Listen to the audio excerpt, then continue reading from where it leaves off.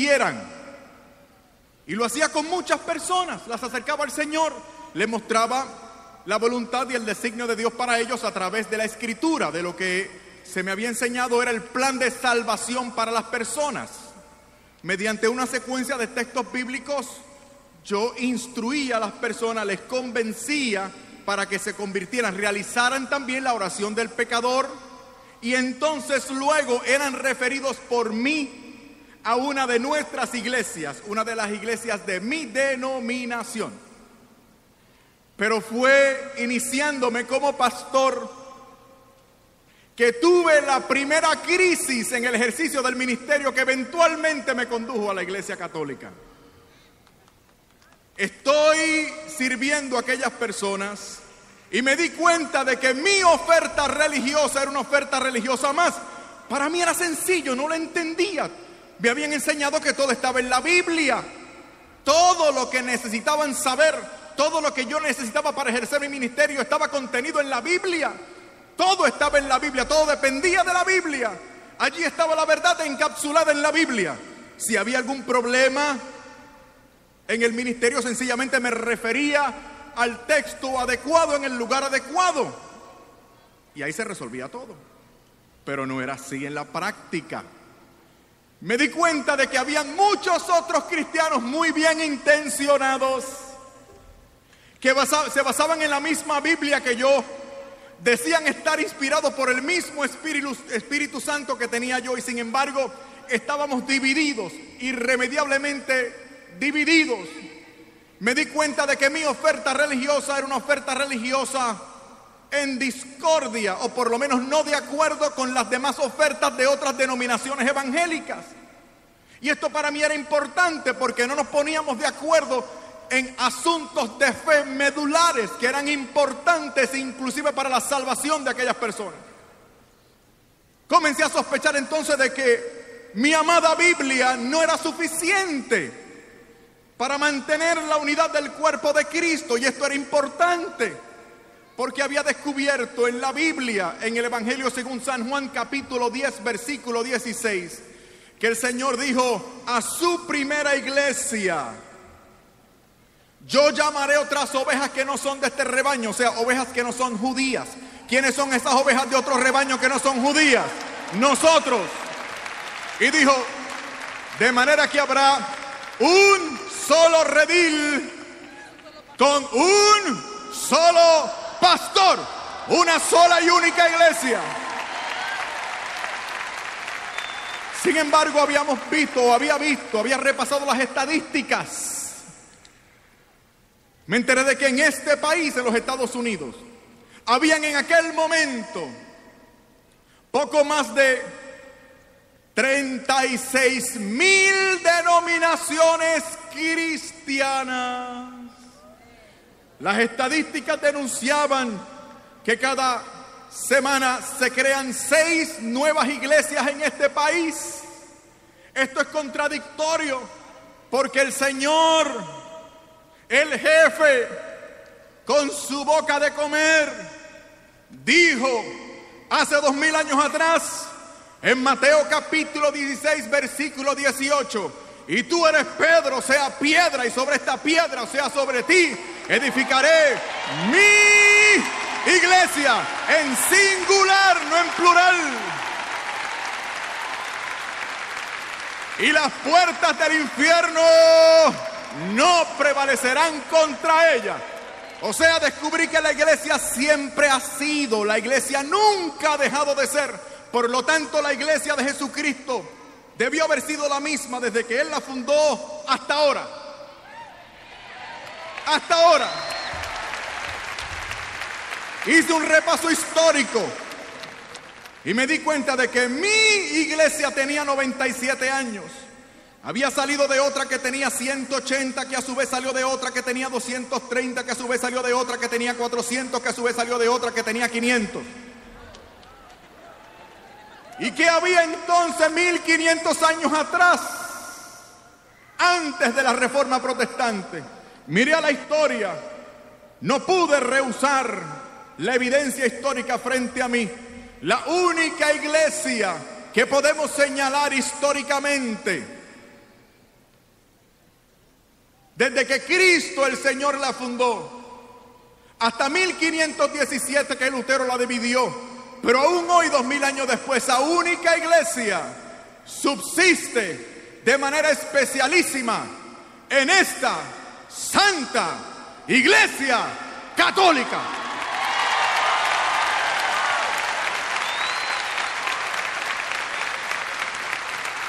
Una sola y única iglesia.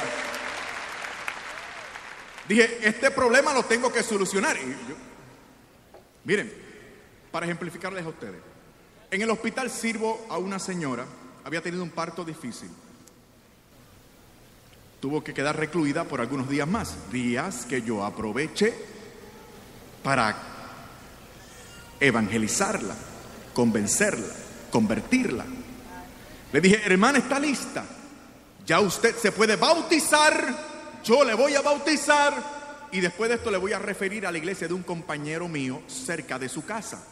Y ella me dijo, aquí tenemos un problema, pastor. Yo no puedo bautizarme.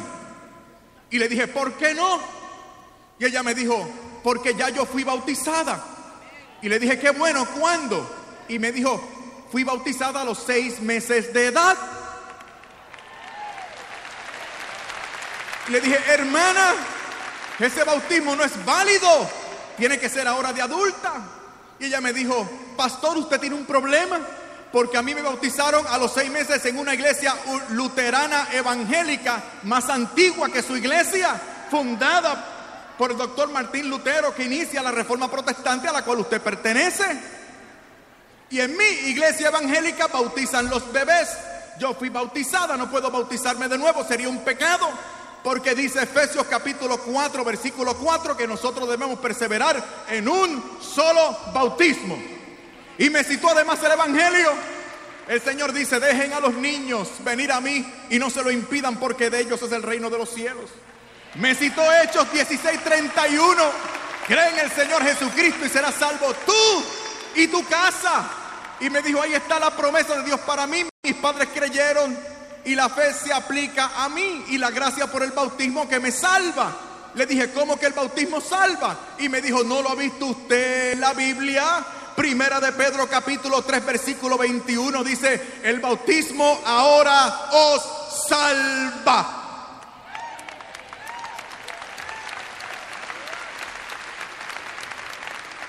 O sea, la doña tenía textos para contradecirme a mí. Claro, yo tenía los míos también, no se crean. Pero era su palabra contra la mía. Una vez más me di cuenta de que la sola Biblia no solo no aparece en la Biblia, sino que no era suficiente para mantener esa unidad querida por Cristo. Se me ocurrió que todo esto lo podía solucionar estudiando mucho. Hay gente que se cree que yo he estudiado mucho porque soy inteligente. No. Yo estudié mucho porque no quería hacerme católico.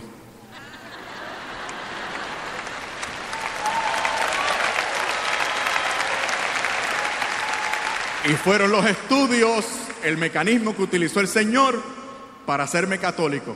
Pero no soy inteligente. Inteligente fue la mujer que me precedió en el uso de la palabra, porque ella se dio cuenta, atendió la voz del Señor, aceptó la revelación de Cristo en su vida y se hizo católica en tiempo récord. Mi proceso de conversión fue un proceso de 5 años. Me da vergüenza admitirlo, pero yo he venido aquí a decir la verdad.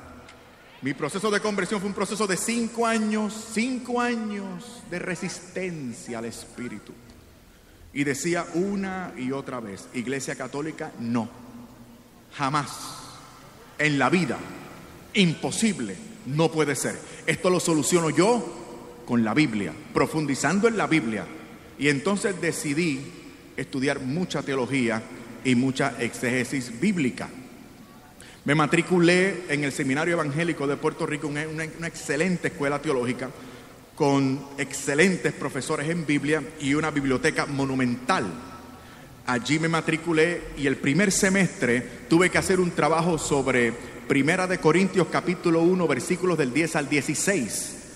Pero para eso tuve que estudiar toda la primera carta del apóstol San Pablo a los Corintios.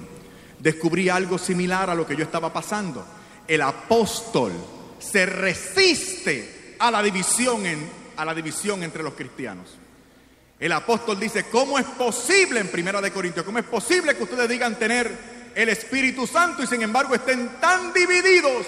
Es imposible tener el Espíritu de Dios y estar divididos. Y tenía sentido para mí y a la vez me escandalizaba. ¿Cómo es posible que digamos nosotros tener el Espíritu Santo y sin embargo estemos tan divididos? ¿Cómo es posible que hay católicos que digan tener una experiencia con el Espíritu Santo y que esa experiencia con el Espíritu Santo los saca de la iglesia? Eso es atentar contra la misión del Espíritu Santo, que según el apóstol en Primera de Corintios capítulo 12 versículo 13 dice que hemos sido bautizados en un mismo espíritu para conformar un solo cuerpo. Si el Espíritu Santo te está hablando para que te salgas de la iglesia, ve tú a saber qué espíritu es el que te está hablando. Pero el Espíritu Santo de Dios no saca gente de la iglesia. El Espíritu Santo de Dios conserva la unidad del cuerpo de Cristo. Y como me pasó a mí y le pasó a mi esposa, mete gente en la iglesia.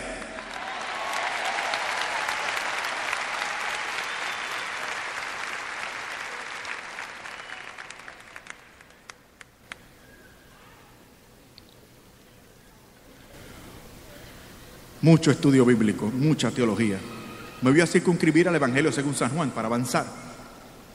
En el Evangelio según San Juan, capítulo 14, versículos 25 al 26 y capítulo 16, versículos del 12 al 15, el Señor habla poco antes de irse, da como su testamento y dice, voy a parafrasear: yo me voy, pero no les dejaré huérfanos. Yo rogaré al Padre y el Padre enviará en mi nombre un consolador, un paráclito, un acompañante. Y llama a ese acompañante en el capítulo 16 el Espíritu de verdad.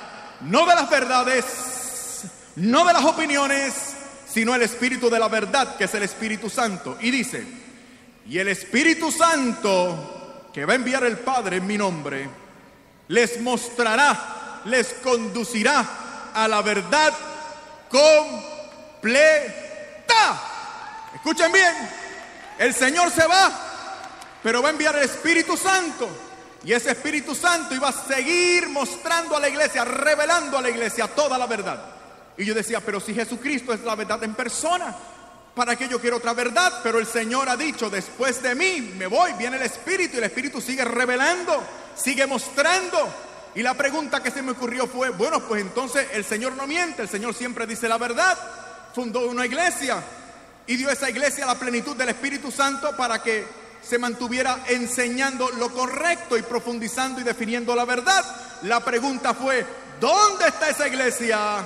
¿Cómo se llama esa iglesia? ¿Y dónde está la plenitud de ese Espíritu Santo? Por primera vez en mi vida se pasó un letrerito en mi frente con la frase Iglesia Católica.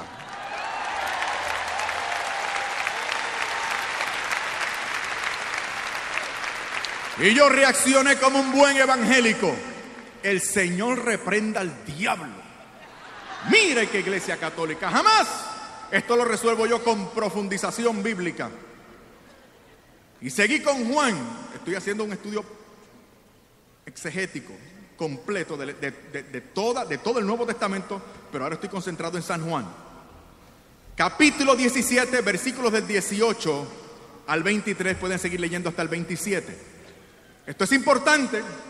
Según los expertos en la Biblia, estamos hablando de uno de los versículos más importantes de toda la Escritura. El Señor habla con el Padre. Escuchen bien, estamos hablando de una conversación dentro del ser de Dios.